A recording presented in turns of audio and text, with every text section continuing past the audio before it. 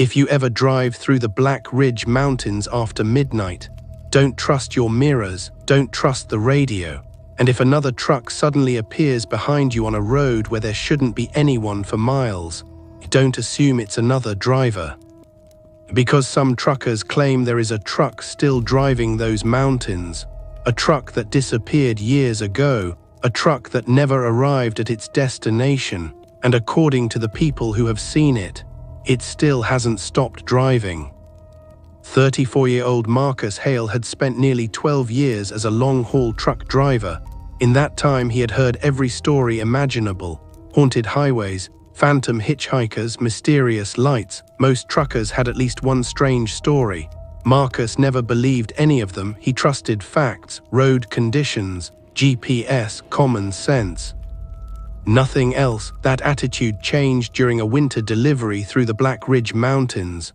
The route stretched across hundreds of miles of isolated wilderness. Steep cliffs, dense forests, dangerous curves. Even experienced drivers disliked traveling there after dark, especially during winter. Marcus had driven the route before. It wasn't pleasant. But it wasn't supernatural. At least that's what he thought. Around 9 p.m., Marcus stopped at a truck stop near the mountain entrance. The place was crowded. Snow drifted outside. Truckers filled nearly every booth. While waiting for coffee, Marcus overheard a conversation nearby. Several older drivers were discussing something. At first he ignored them, then he heard one sentence: "You saw the convoy truck?" The conversation immediately caught his attention. Another driver nodded. "I saw it last month." A third trucker quietly replied. "Then you're lucky." Marcus smirked. The discussion sounded ridiculous.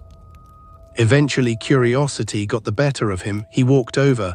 "What convoy truck?" The table fell silent. Several drivers exchanged looks. One older trucker finally answered, "The missing truck." Marcus laughed. "The missing truck?" The man nodded. 23 years ago. He leaned back in his chair. 5 trucks entered Black Ridge during a blizzard. Marcus listened. Only 4 came out. The trucker continued. 1 vanished. No wreck, no emergency call, no debris, nothing. Marcus shrugged. Probably went off a cliff somewhere. The trucker shook his head. "They searched every mile, never found it." Another driver spoke up. "People still see it." Marcus nearly laughed. "What?" The older man pointed toward the mountains. "Usually after midnight. Usually when you're alone." The truck stop suddenly felt quieter. Marcus noticed several truckers listening. Nobody seemed amused. Nobody was smiling. The first driver continued. "Old blue semi, same company markings, same trailer, appears behind you." Marcus folded his arms, and the man stared directly at him. "It follows." The conversation ended shortly afterward. Marcus returned to his booth. The entire story sounded absurd. A highway legend, nothing more. By 11 p.m. he was back on the road. Snow covered portions of the highway. The mountains rose around him like dark walls. Traffic gradually disappeared. One by one, vehicles exited onto smaller roads. Eventually, Marcus found himself completely alone. His headlights illuminated endless pavement stretching into darkness. The radio played quietly. The heater hummed. Everything felt normal. Then midnight arrived. Marcus remembered the truck stop conversation and laughed to himself. The missing convoy truck, what a ridiculous story. A few minutes later, his CB radio crackled. Static filled the cab, then a voice emerged. "Anyone heading north through Black Ridge?" Marcus grabbed the microphone. "This is Hale Transport, go ahead." Another driver answered. The man sounded older, tired. "You alone out there?" Marcus frowned. "Looks that way." Several seconds passed. Then the driver replied, "Keep it that way." The transmission ended. Marcus shook his head. Truckers loved their stories. For another hour nothing happened. Then he noticed headlights far behind him, a truck. The vehicle appeared suddenly around a distant bend. Marcus wasn't surprised. Eventually another truck was bound to use the route.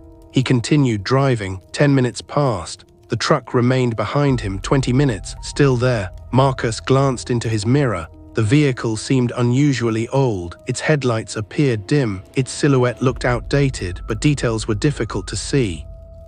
Snow and darkness obscured most of it. The truck maintained the same distance, never gaining, never falling behind. Eventually, Marcus grabbed the CB radio.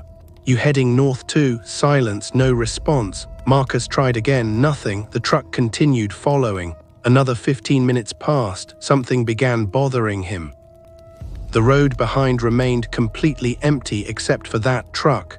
No other vehicles, no side roads, no exits, nothing. Yet Marcus couldn't remember seeing where it came from. It simply seemed to appear. The realization unsettled him more than he wanted to admit. The truck stop story suddenly returned to his mind. He pushed the thought away. Coincidence, nothing more. Then his CB radio exploded with static. The noise made him jump. For several seconds the static continued. Then a voice emerged, broken, distorted, almost impossible to understand. "Hear me." Marcus adjusted the volume. Static crackled. "Don't stop." The voice sounded old, weak, almost frightened. Then the transmission vanished. Marcus stared at the radio. Every frequency returned to normal. The silence that followed felt strange. Outside, snow continued falling. The mountains seemed darker than before. Then Marcus looked into his rearview mirror again. His stomach tightened. The truck was closer now, much closer, close enough to see details. Blue paint, old trailer, faded company logo, exactly like the truckers had described. For the first time that night, Marcus stopped laughing. The truck remained behind him for another 20 miles, never passing, never turning off, never responding, just following, watching. Then something happened that made genuine fear creep into Marcus's chest. He glanced into his side mirror. The road behind was empty, completely empty. Marcus immediately checked the opposite mirror. Empty, no truck, no headlights, nothing. Confused, he looked into the rearview mirror mounted above his windshield. The truck was still there, following only a few hundred feet behind. Marcus's grip tightened around the steering wheel. He looked back at the side mirrors, nothing.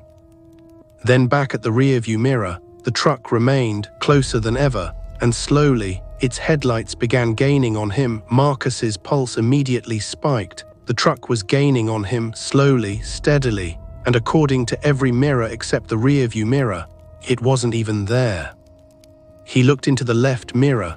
Nothing. The right mirror, nothing. Then back into the rearview mirror. The blue semi remained directly behind him, its faded headlights cutting through the snowfall. Closer now, far closer. Marcus rubbed his eyes. Maybe he was tired.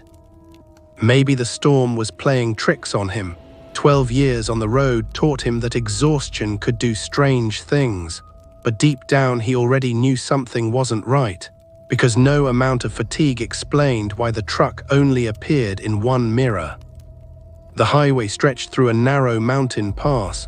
Dark cliffs rose on both sides. Snow continued falling. Visibility worsened. Marcus pressed harder on the accelerator. The truck matched his speed immediately. The distance between them never changed. Then the CB radio crackled again. Static flooded the cab.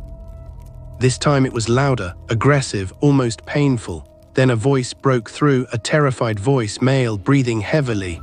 "We lost control." Marcus froze. The transmission sounded old, very old, as though it had been recorded decades ago. Static interrupted the message.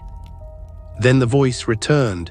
"Roads gone." More static, then silence. Marcus grabbed the microphone. "Who's transmitting?" No answer. The radio went dead again. His eyes returned to the mirror. The truck had moved closer, far closer, only a few truck lengths away now.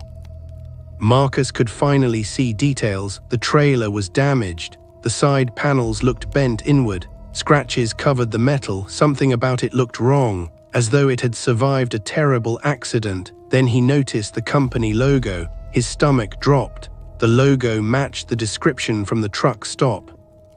Exactly same company, same design. The company had gone out of business nearly 20 years ago. Marcus remembered one of the older truckers mentioning that. The realization sent a chill through him.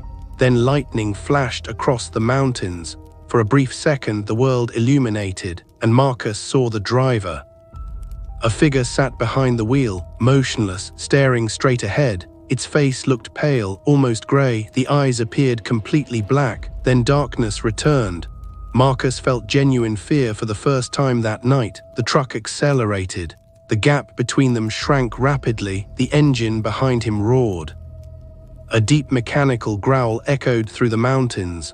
Marcus pushed his own truck harder. The speedometer climbed. 55, 60, 65. The blue truck kept gaining. The road ahead twisted through dangerous curves. Marcus knew driving this fast was reckless, but instinct screamed at him to keep moving. Then the radio activated again. Static exploded from the speakers. A different voice emerged, younger this time, panicked. "Can't stop." Another burst of static. "If you see us." The signal cut, then returned one final time. "Don't let us catch you." Silence. Marcus's blood turned cold. The truck behind him suddenly accelerated again. Its headlights filled the rearview mirror. Only a few feet separated them now. Marcus glanced at the side mirrors. Still nothing. The highway behind remained empty. Yet the rearview mirror showed the massive truck practically touching his trailer. His breathing became shallow. Every survival instinct screamed at him. The thing behind him wasn't another driver. It wasn't even supposed to exist. The mountains seemed endless. The storm intensified. Snow hammered against the windshield. Then something happened that Marcus still struggles to explain. The truck began changing. At first he thought it was an illusion, a trick of the weather, but it wasn't. The closer the truck came, the more damaged it appeared. Dents formed across the hood. The windshield shattered. The trailer twisted unnaturally, as though Marcus was watching the truck relive a catastrophic crash in reverse. The vehicle looked less like a truck and more like a wreck still somehow moving. Then he saw something in the rearview mirror. Several faces, not one driver, multiple faces. Visible through the shattered windshield, pale, motionless, watching him. The realization nearly made him lose control. Those weren't passengers, those were the members of the missing convoy. The truck continued closing in. The radio erupted one final time. A voice screamed through the static, not spoke, screamed. The sound was so distorted Marcus couldn't understand the words, but he understood the fear. Then every light inside his cab suddenly went out. The dashboard, the radio, the interior lights, everything. Only the headlights remained. Darkness swallowed the cab. Marcus gripped the wheel, his heart hammered violently. The truck behind him was now directly on his bumper. The rearview mirror showed nothing except shattered glass, twisted metal, and those lifeless faces. Then the highway emerged from the storm, a long straight section, the final stretch before leaving Black Ridge. Marcus pushed the accelerator to the floor. The engine roared, the truck surged forward. The speed climbed higher than he had ever driven that route. The blue semi followed, closer, closer, closer, then suddenly it vanished. No turn, no side road, no fog bank, nothing. One moment it was there, the next it was gone. The rearview mirror showed only empty highway. Marcus immediately checked every mirror. Nothing. The road behind stretched empty into darkness. The truck had disappeared just like that. Marcus drove another 50 miles before finally stopping. His hands shook so badly he could barely hold a cup of coffee. Several other truckers sat inside the truck stop. When Marcus described what happened, nobody laughed. Nobody questioned him. The room became silent. One older driver simply nodded, as if he had heard the story before. Maybe he had. Marcus never drove Black Ridge at night again. He changed routes. Turned down jobs, lost money. He didn't care, because the nightmares began shortly afterward. For months he dreamed of the blue truck, always in the mirror, always gaining, always getting closer. Sometimes he woke up convinced he could still hear the CB radio, still hear the static, still hear the terrified voices. Years later the nightmares continue, but that's not what bothers him most. What bothers him is what happened 6 months after the encounter. A package arrived at his apartment, no return address, no sender information. Inside was a photograph, old, weathered. Taken shortly before the convoy disappeared. 5 truck drivers stood beside their vehicles, smiling for the camera. Marcus stared at the image, then felt the blood drain from his face, because among the 5 drivers One of them looked exactly like the man he had seen behind the wheel of the blue truck. On the back of the photograph, someone had written a single sentence: "We are still trying to get home," and according to truckers who still travel through Black Ridge after midnight. The blue truck continues appearing behind lone drivers, following them through the mountains, waiting, trying to catch up, trying to bring someone else along for the ride. If you are brave enough to hear more nightmares, subscribe to Tales of the Dark. And if you have your own terrifying experience, leave it in the comments or send your story by email. Maybe your nightmare will become the next story told here.